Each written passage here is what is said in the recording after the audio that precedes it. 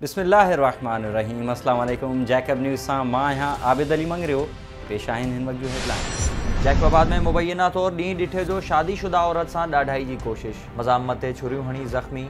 जेलशाह पाड़े में जवाबदार घर में घिड़ी मुबैना तौर शादीशुदा औरत शबाना के ॾाढाई जो निशानो बणाइण जी कोशिश कई त औरत पारां मज़ामत करण ते जवाबदार खेसि छुरियूं हणी मरणी करे छॾियो। औरत जी रड़ियुनि ते पाड़े वारा पहुता त जवाबदार फरार थी वियो। औरत खे गणती जोगी हालत में सिविल अस्पताल मुंतकिल कयो वियो। संदसि मुड़ुसु गुलसन गोलो ॿुधायो त जवाबदार गुलज़ार पांवर अॻु बि बहानो बणाए केतिरा ई भेरा मुंहिंजे घर जो दरवाज़ो खड़काए मुंहिंजी गैर मौजूदगी में घर में घिड़ण जी कोशिश कई आहे। मुंहिंजी ज़ाल खे ज़ख़्मी कंदड़ जवाबदार खे गिरफ़्तार कयो वञे।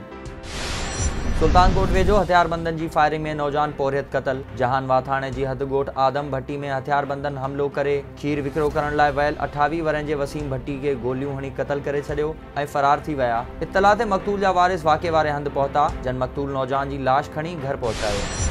गौसपुर के कच्चे वारे इलाके में अणसुञातल हथियारबंदनि जी फायरिंग, हिकु ॼणो क़तल। ॻोठ मुराद अली जागीरानी वासी 40 वरियनि जे जमाल जागीरानी खे ॻोठ निहाल ख़ान जाफ़री भरिसां हथियारबंदनि क्लाशनकोफ जा बस टणी क़तल करे छॾियो ऐं फरार थी विया। ॿुधायो पियो वञे त मक़तूल ॿारनि जी दवा लाइ ॻोठ खां शहर वञी रहियो हो। पुलिस मूजिबि वाक़ियो पुराणे तकरार जो नतीजो आहे।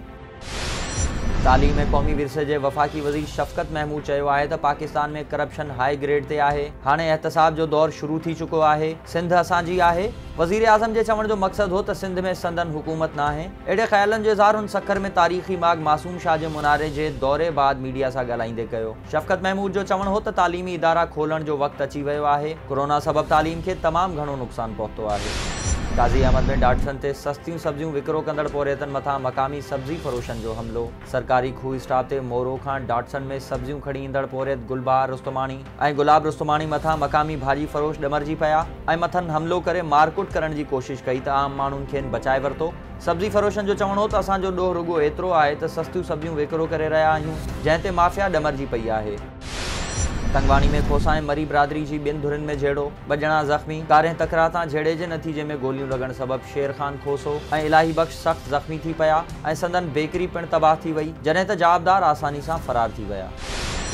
बहादुरपुर वेझो ॻोठ अब्दुल करीम कटोहर में 5 घरनि खे बाह, अल तल सड़ी रख।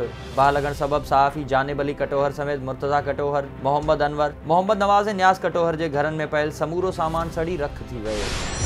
दोदापुर में पुलिस पारां combing operation. SHO Dodapur police अटाला साण करे शहर जे मुख़्तलिफ़ जॻहनि ऐं होटलनि ते तलाशियूं वरितियूं ऐं केतिरा ई शकी माण्हू गिरफ़्तार करे वरिता। SHO मूजिबि इलाइक़े में बदअमनी पखिड़िजी वई आहे, जंहिं लाइ इलाइक़े में शकी माण्हुनि खे गिरफ़्तार करे पुछा ॻाछा कई पई वञे। बख्शापुर में 11 साल अॻु क़तल थियल नौजवान जे क़ातिलनि जी गिरफ़्तारी लाइ वारिसनि जो एहतजाज। बडाणी खां बख्शापुर वेंदे गुड्डू पुल वटि क़तल थियल हुसैन अली भुट्टो जा क़ातिल गिरफ़्तार न थियण ख़िलाफ़ संदन वारिसनि अब्दुल रज़ाक भुट्टो ऐं ॿियनि एहतजाज कंदे चयो त 11 साल गुज़री वञण बावजूदि क़ातिल आज़ादु आहिनि। SSP कश्मीर खे अपील आहे त क़ातिलनि खे गिरफ़्तार करे इंसाफ़ फ़राहम कयो वञे। बडाणी में ॻोठ सनो ख़ान गोलो वासिन जो बख्शापुर पुलिस ख़िलाफ़ एहतजाज। ॻोठाणनि इमदाद फ़कीर गोलो, फ़िदा हुसैन गोलो, अली गोहर गोलो ऐं ॿियनि एहतजाज कंदे चयो त कुझु ॾींहं अॻु गोला बिरादरी जे बाअसर माण्हुनि मोहम्मद अली, जमालदीन, फ़हरुद्दीन, शेर अली, मुज़फ़र, मुख़्तियार ऐं ॿियनि हमिलो करे 4 माण्हू ज़ख़्मी कया। केस दाख़िल हुजण बावजूदि पुलिस जवाबदारनि खे गिरफ़्तार न करे रही आहे। काज़ी अहमद में तालीम खाते जे नंढे मुलाज़िमनि जो मुतालिबनि जी मञता लाइ एहतजाज। ऑल सिंध लोअर स्टाफ पारां अशरफ ॾाहिरी, मुख़्तियार मलाह, अरशद दाऊदी ऐं सफ़र मांझोठो जी अॻवानी में हायर सेकेंडरी स्कूल खां रैली कढी तालका प्रेस क्लब आॾो एहतजाज रिकॉर्ड करायो वियो, जिते मुलाज़िमनि हुकूमत खां घुर कई त संदन जाइज़ मुतालबा पूरा कया वञनि। मुबारकपुर में नौजवान पुरस्रार तौर गुम। वारिसनि पारां अगवा जो शक। इलाइक़े में ड्रामे जा चौबोल। गुम थियल नौजवान मोहम्मद नवाज़ उर्फ़ मन्नू मस्तोई जे वारिसनि मूजिबि नौजवान घर ॿाहिरां पहिरो ॾियण लाइ वियो, जेको न मोटियो। शक आहे त खेसि अगवा कयो वियो आहे। होॾां इलाइक़े में अहिड़ा चौबोल आहिनि त नौजवान खे हथरादू तौरु गुम करे मुख़ालिफ़नि मथां इल्ज़ाम लॻाइण लाइ अहिड़ो ड्रामो रचायो वियो आहे। काज़ी अहमद में सूफ़ी फ़नकार जो ख़ानगी स्कूल इंतिज़ामिया ख़िलाफ़ एहतजाज। सूफ़ी फ़नकार कामरान अली शांडियो ॿारनि सां गॾिजी एहतजाज कंदे चयो त शहर जे ख़ानगी स्कूल लंडन अकेडमी स्कूल में सरकारी इदारे जे पयल छापे बाद स्कूल इंतिज़ामिया ॿारनि खे कमरनि में वाड़े छॾियो, जंहिं सबबि ॿार हीसजी विया आहिनि। स्कूल इंतिज़ामिया ख़िलाफ़ कार्रवाई कई वञे, जॾहिं त स्कूल जे प्रिंसिपल अली बख्श कुरैशी मूजिबि ख़ानगी स्कूल जो रजिस्ट्रार निसार ख़ासि कयली दौरे ते आयो हो, शागिर्दनि खे स्कूल जे कमरनि में बंदि न कयो हो। इल्ज़ाम कूड़ा आहिनि।